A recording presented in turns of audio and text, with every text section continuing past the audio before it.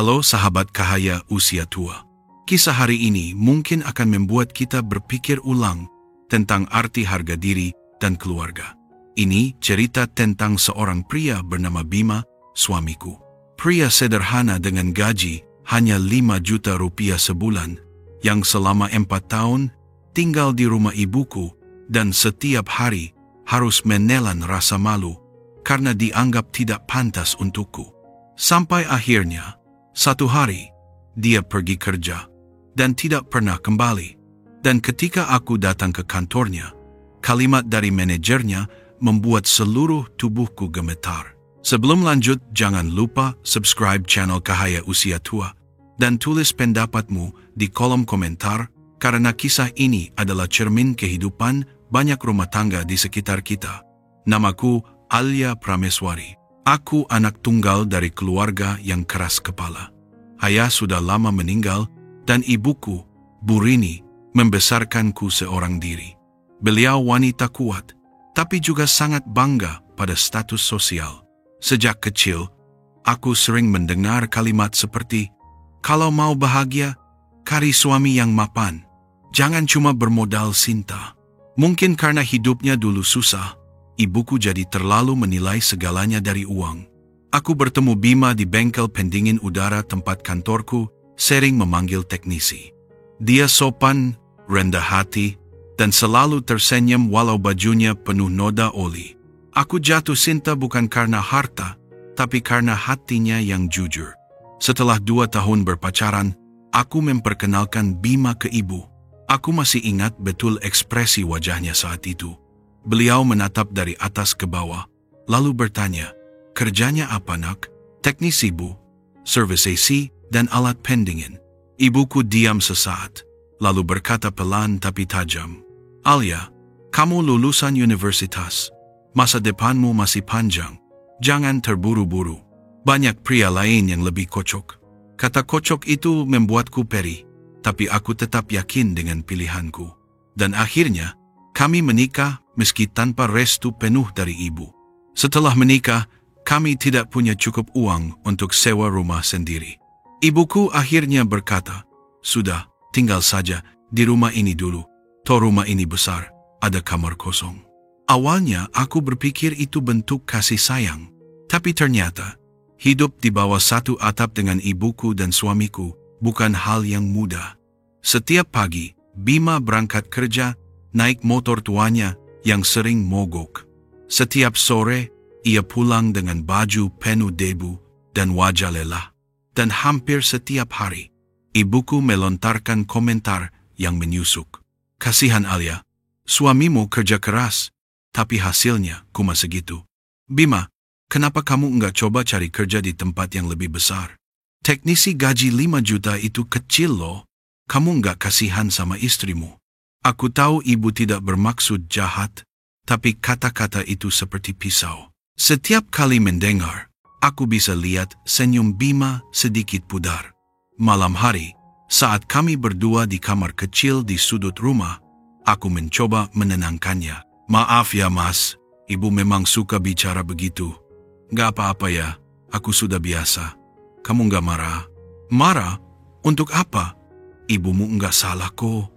Aku memang belum bisa memberi banyak." Aku terdiam. Bima memelukku pelan.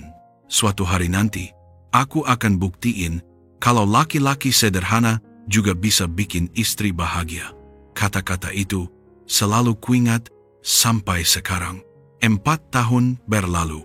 Bima tetap bekerja sebagai teknisi di perusahaan servis pendingin udara. Aku bekerja sebagai admin di toko online kecil. Kami hidup pas-pasan, tapi cukup. Hanya saja, setiap kali ibu melihat kami menghitung uang di akhir bulan, ia selalu menggeleng. "Alia, hidup itu butuh uang. Cinta aja nggak cukup." Aku mulai lelah.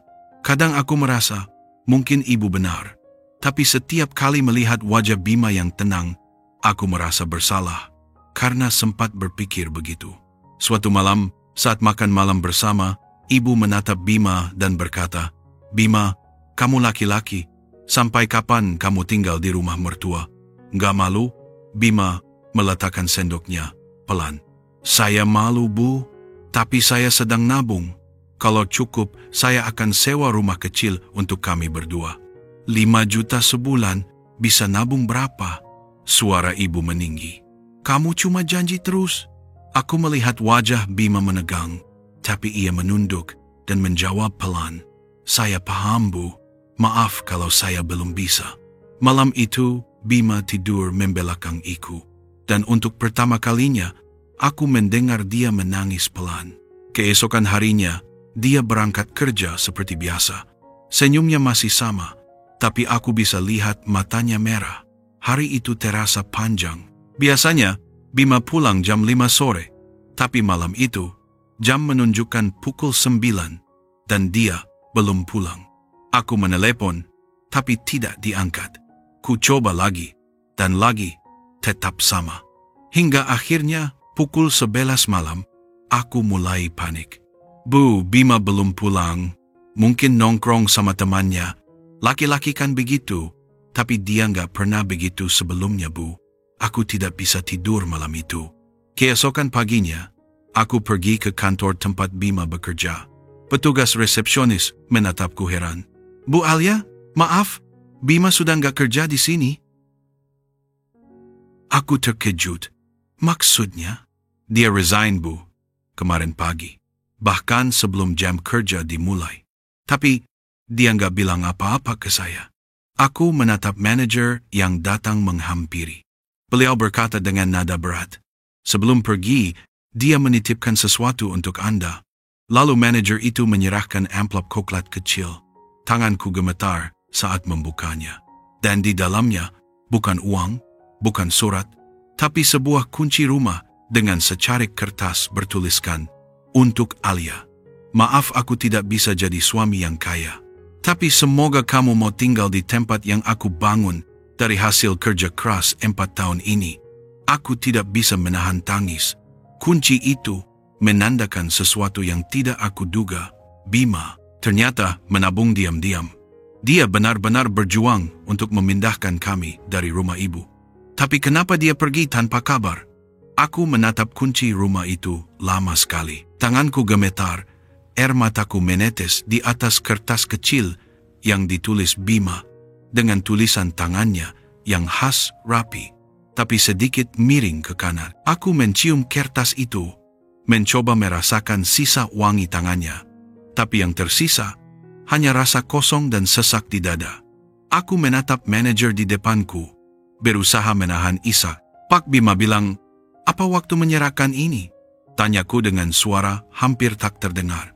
Beliau menarik napas panjang. Dia datang pagi-pagi sekali. Kelihatan capek, tapi tersenyum.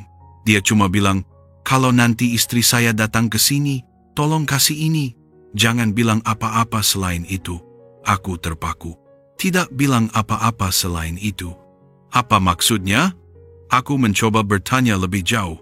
Dia nggak bilang mau kemana. Manajer menggeleng pelan. Tidak, Bu. Tapi beberapa hari terakhir, dia sering lembur sendirian. Katanya ada proyek pribadi. Kami pikir itu proyek kecil servis AC di luar kantor. Proyek pribadi? Hatiku makin gelisah. Bima tidak pernah cerita apapun padaku. Sore itu aku pulang ke rumah, sambil menggenggam kunci itu erat-erat. Ibuku menyambut dengan wajah datar. "Kamu dari mana? Mukamu pucat begitu." "Dari kantor Bima, Bu. Dia resign." "Hah? Resign? Ya bagus. Biar cari kerja yang lebih layak." Dari dulu juga ibu bilang begitu. Aku hanya diam. Aku tak punya tenaga lagi untuk menjelaskan apapun. Malam itu aku duduk di kamar sendirian. Kuletakkan kunci itu di meja, menatapnya lama. Apa ini kunci rumah sewa? Atau rumah yang dia beli? Tapi dengan gaji 5 juta, bagaimana mungkin? Aku membuka ponsel, membuka semua pesan dari Bima. Tak ada tanda-tanda perpisahan, tak ada kata pamit. Pesan terakhir hanya, "Aku berangkat dulu, ya. Jaga diri. Nanti malam aku beli makanan kesukaanmu." Dan sejak saat itu, hilang. Nomornya tak aktif. Media sosialnya pun lenyap seolah dia menghapus dirinya dari dunia. Beberapa hari berlalu, aku pergi ke alamat di catatan gaji terakhir Bima tempat dia sering kerja lembur. Sebuah gudang kecil di pinggiran Bekasi. Panas terik siang itu membuat tubuhku lemah. Tapi aku terus melangkah. Seorang pria tua penjaga gudang menatapku. "Kari siapa, Bu?" "Bima. Katanya sering kerja di sini." Pria itu berpikir sejenak. "Oh, Mas Bima. Iya, dia sering datang sini malam-malam. Katanya mau nyiapin rumah buat istrinya." Aku tertegun. "Rumah?" "Iya, rumah. Di belakang sini. Dia bangun sendiri, pakai tangannya." Aku langsung berlari mengikuti arah yang ditunjuk. Dan benar di ujung gang sempit itu, berdiri rumah kecil berdinding semen abu-abu. Belum dikat, tapi tampak kokoh. Ada papan kayu di depan pintu bertuliskan, "Untuk Alia." Lututku lemas. Aku menangis di depan rumah itu seperti anak kecil. Semua kata ibuku, semua keluhanku, semua rasa malu mendadak tak berarti apa-apa. Yang kupikirkan hanya satu. Bagaimana aku bisa begitu buta selama ini? Keesokan harinya, aku kembali ke rumah itu membawa ibuku. Dia menatap sekeliling, terdiam lama. "Ini Bima yang bangun sendiri?" "Iya, Bu." Ibuku menelan ludah. Untuk pertama kalinya, aku melihat dia tidak tahu harus berkata apa. Tangannya menyentuh tembok kasar itu pelan. Temboknya belum dikat, tapi kuat. "Iya, Bu. Sama kayak hati Bima. Kuat walau sering dilukai." Aku tidak bisa menahan air mata. Ibuku menatapku, lalu berkata lirih, "Ibu cuma ingin kamu hidup nyaman, Alia. Ibu nggak sadar kalau kata-kata ibu bikin orang lain menderita." Aku memeluknya, tapi di dalam hati masih ada kekosongan besar. Karena meskipun kami berdiri di depan rumah itu, Bima belum kembali. Hari berganti minggu, aku tetap menunggu. Setiap motor yang lewat, aku berharap itu dia. Setiap suara pesan masuk di ponsel, aku berharap itu kabarnya. Tapi semuanya hampa. Suatu malam, aku menerima telepon dari nomor tak dikenal.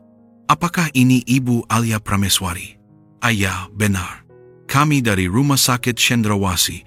Ada pasien bernama Bima Putra. Kami menemukan kontak Anda di dompetnya." Dunia seakan berhenti. Tanganku gemetar, jantungku berdetak keras. Aku hampir menjatuhkan ponsel. Tanpa pikir panjang, aku langsung berlari keluar rumah, memanggil ojek online, dan melesat menuju rumah sakit. Di ruang IGD, tubuh Bima terbaring lemah. Kepalanya dibalut perban, tangannya penuh luka.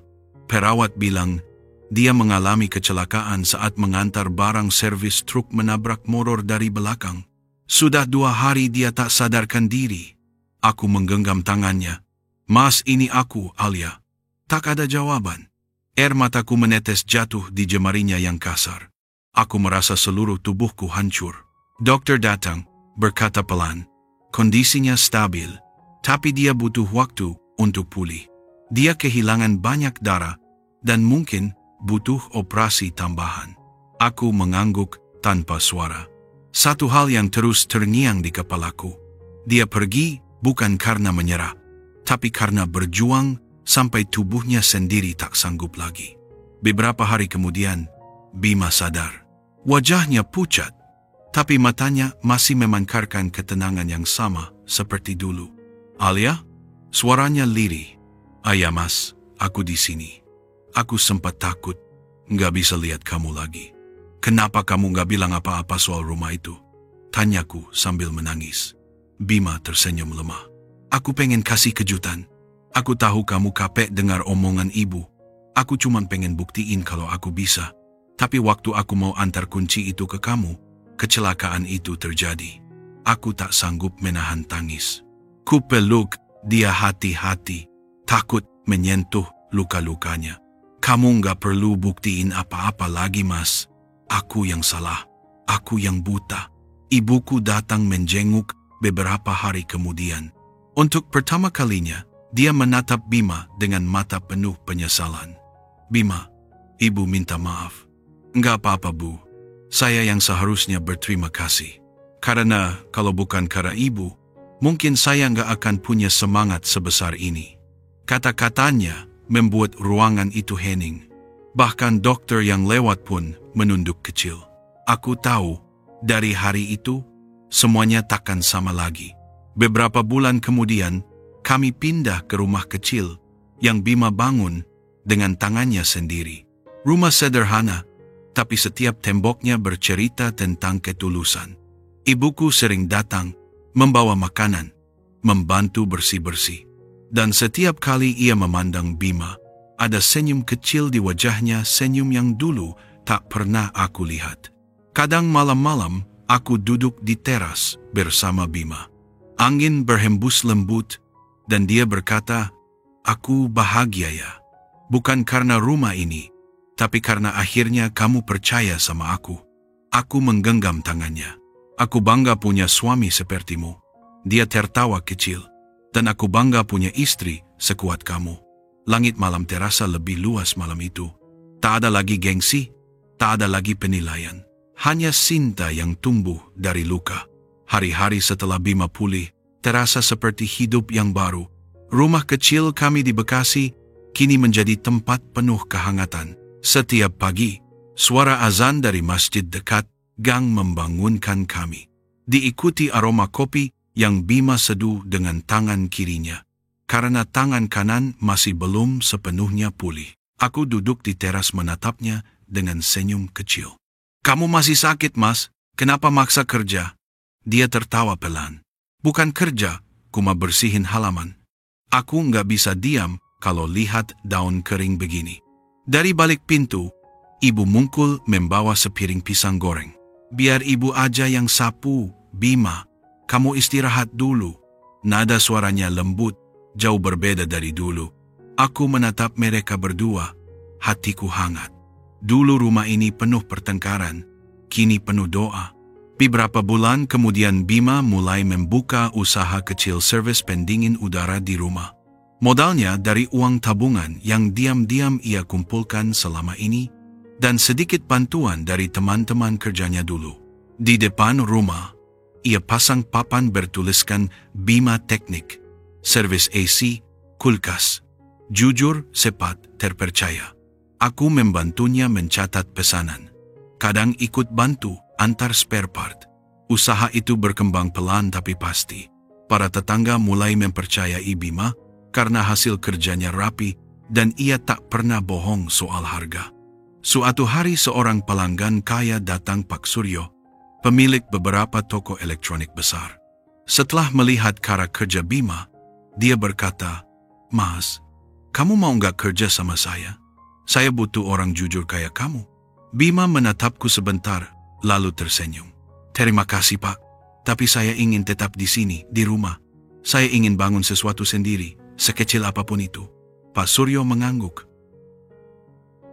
"Saya selalu, Mas. Dunia ini butuh lebih banyak orang kayak kamu."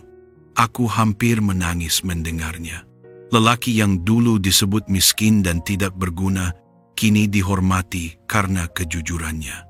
Suatu malam aku menemukan Bima duduk sendirian di teras menatap bintang. Aku duduk di sebelahnya. "Lagi mikirin apa?" tanyaku. "Aku cuma ingat waktu dulu ibu kamu bilang, aku nggak pantas buat kamu." Aku terdiam. Aku nggak marah ya. Aku malah bersyukur. Kalau bukan karena itu, aku nggak akan punya semangat buat buktiin sesuatu. Dia menatap langit lagi. "Tapi kadang aku sedih, bukan karena diremehkan, tapi karena banyak orang di luar sana yang bernasib sama kerja keras, tapi nggak pernah dianggap." Aku memegang tangannya. "Kamu bisa ceritakan kisahmu, Mas, biar orang tahu harga diri nggak ditentukan dari isi dompet." Dia tersenyum lembut. "Kamu pikir orang mau dengar kisah seperti kita? Tentu mau, karena kisah kita nyata. Dan setiap orang yang pernah diremehkan pasti bisa melihat dirinya di dalamnya." Beberapa minggu kemudian, aku membuat kanal YouTube kecil bernama Cahaya Usia Tua. Aku mulai menceritakan kisah kami bukan untuk mencari simpati, tapi untuk memberi harapan. Bima awalnya malu, tapi setelah melihat komentar dari orang-orang yang tersentuh, dia mulai ikut bicara. Saya dulu dianggap nggak punya masa depan, katanya di salah satu video. Tapi sekarang saya sadar, masa depan itu bukan tentang siapa yang paling kaya, tapi siapa yang paling tulus berjuang. Video itu viral di kalangan ibu rumah tangga dan pekerja kecil. Banyak yang menulis komentar. Saya menangis dengar cerita ini. Saya juga punya suami seperti Mas Bima. Terima kasih sudah menguatkan kami. Setiap kali membaca komentar itu, aku merasa haru. Mungkin inilah makna sebenarnya dari rumah yang Bima bangun, bukan hanya tempat tinggal, tapi tempat di mana luka berubah jadi cahaya. Waktu berlalu, usaha Bima makin berkembang. Dia mempekerjakan 2 teknisi muda dari kampungnya. Ibuku sering mengantar makanan untuk mereka, tertawa bersama seolah tak pernah ada masa lalu yang kelam. Suatu sore ketika aku menyiapkan teh, ibu berkata pelan, "Alia, ibu baru sadar, kadang yang kita anggap kecil justru punya hati yang paling besar." Dulu ibu terlalu sibuk melihat uang, bukan nilai manusia. Aku memeluk beliau. "Nggak apa-apa bu, semua orang bisa salah. Yang penting kita belajar darinya." Malam itu aku menulis di buku harian, "Cinta bukan soal kaya atau miskin. Cinta adalah keberanian untuk tetap tinggal ketika dunia menyuruhmu pergi. Dan harga diri bukan tentang seberapa tinggi gaji, tapi seberapa kuat kamu berdiri meski semua orang merendahkan." Aku menatap Bima yang tertidur di sampingku, wajahnya tenang. Kupikir, mungkin Tuhan memang menulis kisah kami begini, agar kami belajar mencintai dengan mata yang terbuka, bukan hanya dengan hati. Kini setiap kali aku menyalakan kamera untuk membuat video baru di Cahaya Usia Tua, aku selalu berkata di akhir, kalau kamu pernah diremehkan, jangan menyerah. Karena mungkin, justru di balik luka itu, Tuhan sedang menyiapkan cahaya untukmu. Jangan lupa subscribe, tulis di kolom komentar pengalaman kamu, dan semoga kisah ini menguatkan siapapun yang sedang berjuang di sunyi.